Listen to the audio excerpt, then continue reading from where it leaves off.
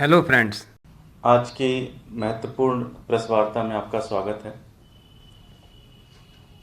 आज दिल्ली के इतिहास में और एमसीडी के इतिहास में, जब से एमसीडी बनी है, आज सबसे दुर्भाग्यपूर्ण दिन है। आज भारतीय जनता पार्टी शासित एमसीडी के अंदर, तीनों एमसीडी के अंदर, चाहे वो साउथ हो, चाहे वो नॉर्थ हो, चाहे वो ईस्ट हो, तीनों एमसीडी के अंदर जो 1.25 लाख कर्मचारी काम करते हैं, आज सारे कर्मचारी पिछले कई महीनों से वेतन ना मिलने के कारण हड़ताल पर चले गए हैं।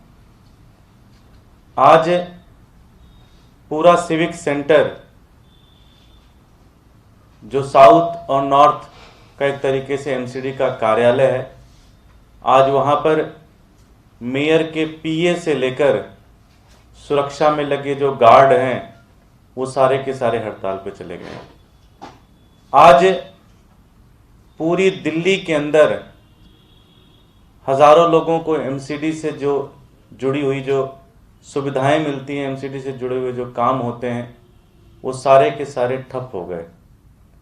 आज एक तरीके से देखा जाए तो एमसीडी जो भी दिल्ली के अंदर काम करती है, वो सारी की सारी सुविधा, सारे के सारे व्यवस्था पूरी तरह से ठप हो गई। पिछले 14 सालों से भारतीय जनता पार्टी ने जिस हिसाब से एमसीडी को लूटा है, ये स्थिति उसी के कारण आज पैदा हुई है। आज किसी भी कर्मचारी का पिछले 5 से 6 महीने से ना घर के चूल्हे जले हैं, ना उनके पास संसाधन पूरी तरह से खराब हो चुके हैं। लोगों ने अपने रिश्तेदारों से उधार लिया है, लोगों ने अपने दोस्तों से उधार लिया है, बच्चों की फीस नहीं जमा करा पा रहे हैं। 24,000 जो बुजुर्ग नॉर्थ एमसीडी के अंदर कर्मचारी हैं, उनको पेंशन नहीं मिल रही है। एक तरीके से चारों तरफ एमसीडी के अंदर हाहाकार बचा हुआ है।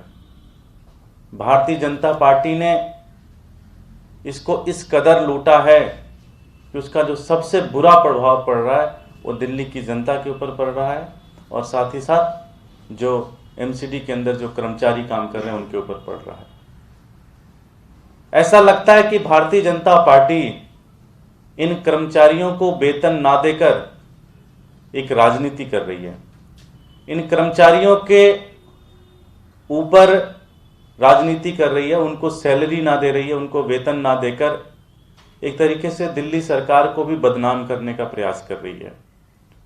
अगर आप लोगों ने पिछले कुछ महीने पहले देखा होगा, कुछ हफ्ते पहले ही देखा होगा, कि जब पूरी नॉर्थ एमसीडी के जितने भी डॉक्टर्स थे, जितने भी नर्सेस थी, वो प्रोटेस्ट कर रहे थे।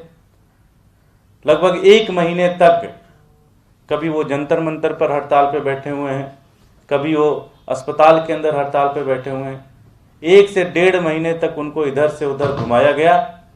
फिर नॉर्थ एमसीडी और साउथ एमसीडी और वहाँ के मेयर गए और उन्होंने कहा कि जी हम आपकी सैलरी, आपका वेतन देते हैं। इसका मतलब ये हुआ कि कर्मचारियों का वेतन तो इनके पास है, लेकिन ये देना नहीं चाह रहे हैं। इनके पास पैसे तो हैं, लेकिन ये पैसे देना नहीं चाहते हैं। आपने देखा होगा कि कुछ दिन पहले आदेश गुप्ता जी के घर पर जब शिक्षक प्रोटेस्ट करने गए थे, तो उनके पास शिक्षकों का जवाब नहीं था। वो कह रहे थे दिल्ली सरकार ने पैसा नहीं दिया, जबकि दिल्ली सरकार ने सारे पैसे रिलीज किए। दिल्ली सरकार के पैसे देने के बाद भी इन्होंने शिक्षकों को सैलरी नहीं दी। इसका मतलब ये होता है कि एमसीडी के पास पैसा है, भारतीय जनता पार्टी के पास पैसा है, लेकिन वह सिर्फ और सिर्फ राजनीति करना चाहती है। वो सिर्फ और सिर्फ उनका एक पूरी षड्यंत्र बना रहे हैं वो, कि किस तरह से आम आदमी पार्टी की सरकार को वो बदनाम कर सके। आप देख रहे होंगे, न जाने कितने पूरी दिल्ली के अंदर लाखों लीगल होर्डिंग लगे हैं, उसके पैसे कहाँ से आ रहे हैं? जितनी होर्डिंग लगी, अगर उसी के पैसे को कैलकुलेट कर लिया जाए तो मुझे लगता है कई 1000 कर्मचारियों को सैलरी दी जा सकती है। तो ऐसा लगता है कि भारतीय जनता पार्टी कर्मचारियों की जिंदगी के साथ खेलकर दिल्ली की जनता को पूरे देश के अंदर बदनाम कर रही है, दिल्ली की जनता को पूरी दुनिया के अंदर बदनाम कर रही है। मैं भारतीय जनता पार्टी से एक ही चीज कहना चाहता हूं, वेतन दो नहीं तो इस्तीफा दो। अगर आपसे वेतन नहीं दिया जा रहा है तो आपको एमसीडी के अंदर रहने का कोई हक नहीं है, कोई नैतिक ताकत आपके पास नहीं है कि आप एमसीडी के अंदर रूल करें। 14 साल से जिस संस्थान के अंदर आप रूल कर रहे हैं, अगर उस संस्थान के अंदर आप कर्मचारियों को सैलरी देने की स्थिति में नहीं है तो आपको डूब मरना चाहिए, आपको राजनीति छोड़ देनी चाहिए। आपको ऐसे संस्थान में बने रहने का कोई भी नैतिक हक नहीं बनता।